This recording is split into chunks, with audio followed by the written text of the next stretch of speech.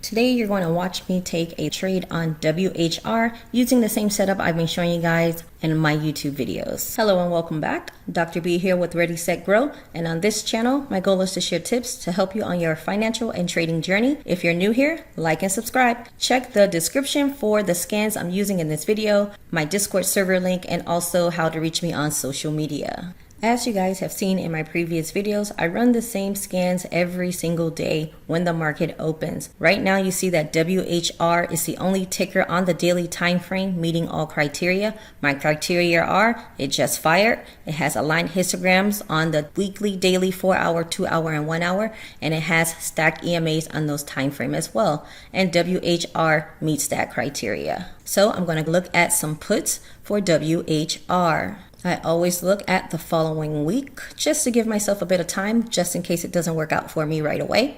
And I always trade in the money or at the money, so I'm interested in the 157.5 strike price. I'm going to go ahead and place an order for 25 contracts, and I'm getting this many contracts so I don't have to hold on to the ticker too long. It is 10:42 and I was just filled on WHR and I immediately go negative. Normally when something fires on the daily time frame, you can expect 6 to 8 days of momentum in the direction it fired in. However, I try not to hold anything. I like to just sell once I'm green. About 1 minute into the trade and I am green. I got in at 10:42 and it's now 10:43, so I'm watching to see if I can squeeze a little bit more out of it. Just 2 minutes into the trade and I'm up $182. Now I'm up $307 and I'm going to consider taking profits because premium is moving quite slow. So I'm going to go ahead and put in a sell order. I see that it's trading at the 425 mark. I'm going to see if I can get filled there. My sell order did not get filled, so I'm going to cancel that order and replace it with a new order a little bit lower